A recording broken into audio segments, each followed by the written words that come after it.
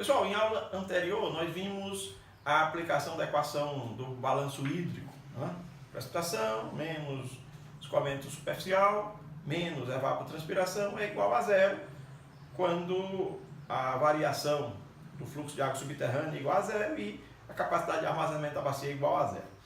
Vamos considerar agora, abram aí por favor o nosso caderno de atividades na página 9, né? Página 8.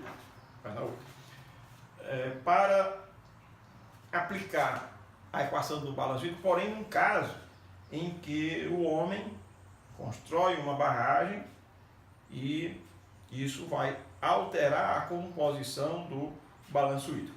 Vamos ver qual é a consequência, qual é o efeito no fluxo superficial e na evaporação quando a gente constrói uma barragem, ocorre a formação do lago e, consequentemente, a maior evaporação. Então, na questão da página 8, nós temos o seguinte enunciado. A precipitação total anual em uma bacia é, em média, 2.000 milímetros. Claro que essa bacia não está no estado do Ceará, né? É uma bacia possivelmente de uma região bem diferente da nossa, já que a nossa pluviosidade média anual é da ordem de 800, 900 milímetros, né? Às vezes um pouco mais, mas em média 800, 900 milímetros. Enfim, aqui nós temos uma bacia que recebe um total anual de precipitação 2.000 milímetros. A vazão média na seção exutória, vou denotar aqui por R, é igual a 1,5 metros cúbicos por segundo.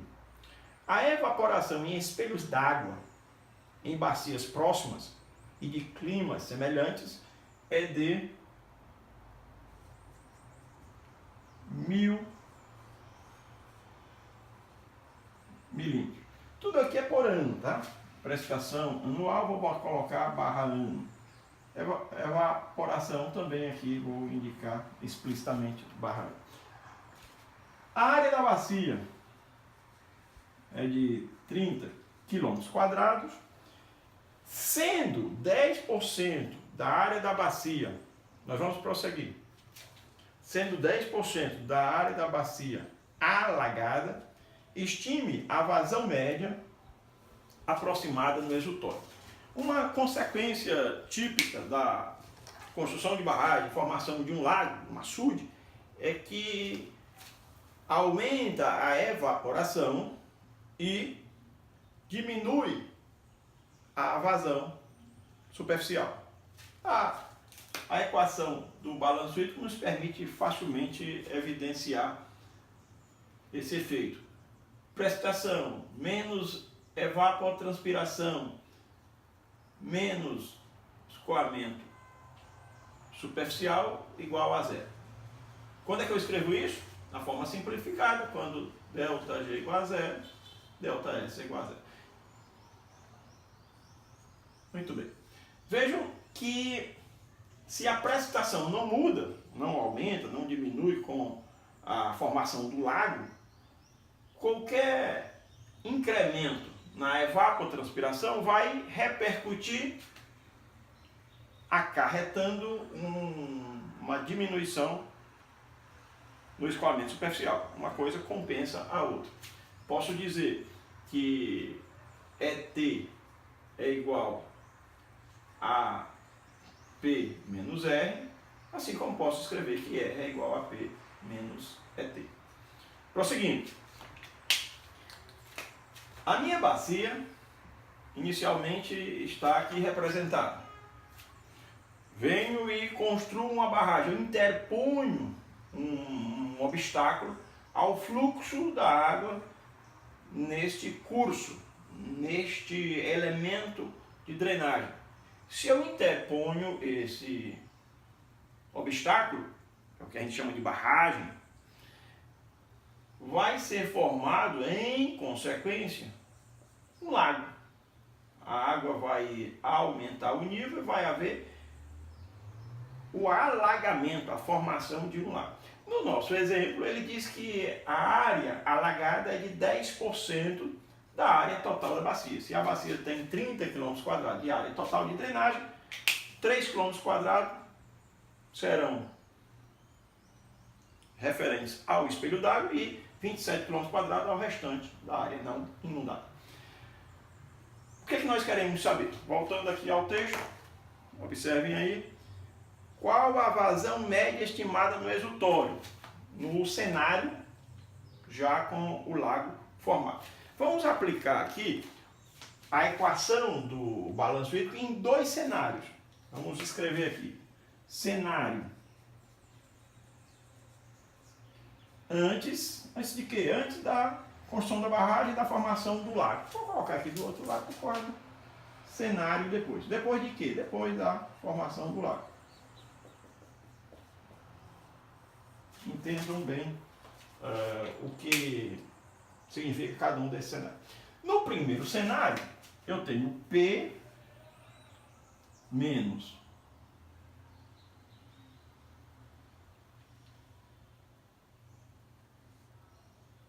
R igual a ET. ET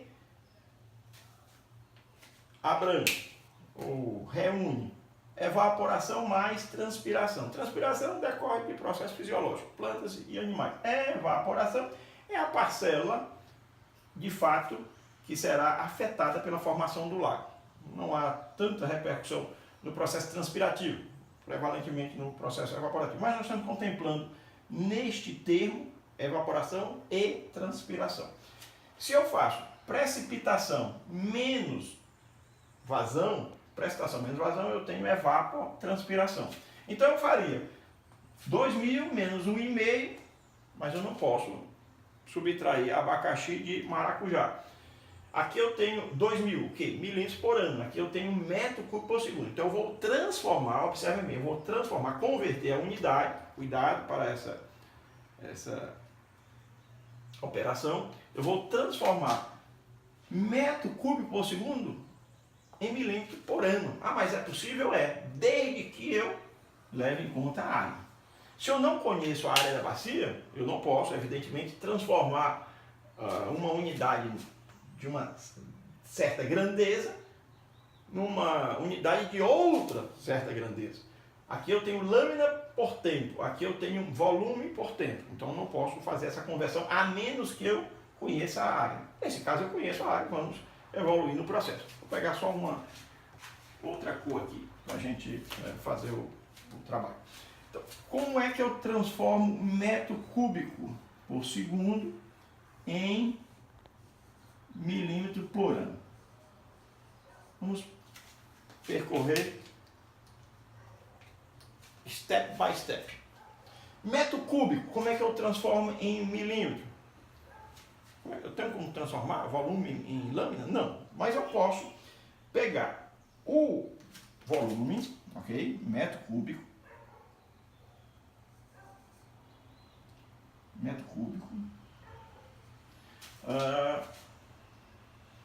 dividir pela área, ok? Vou dividir pela área. Quando eu pego volume dividido pela área, eu tenho lâmina. A área aqui é metro quadrado, 30 milhões de metros quadrados. Então eu escrevo aqui 30 vezes 10 a sexta, 30 milhões de metros quadrados. Essa operação me fornece a unidade metro cúbico, por metro quadrado, metro. Multiplico por 10 a 3, estou agora transformando de metro para milímetro. Já cheguei aqui parcialmente ao meu propósito. O que eu tenho que fazer é corresponder à unidade de tempo segundo na unidade de tempo ano. Em um segundo, passa pela seção exutória 1,5 metro cúbico. Em um ano, quanto vai passar? Essa quantidade multiplicada por quantos segundos eu tenho no ano? 365 dias, cada dia 24 horas, cada hora 60, para tentar bem, 60 minutos. cada minuto 60 segundos. Aqui eu tenho a quantidade de segundos no ano.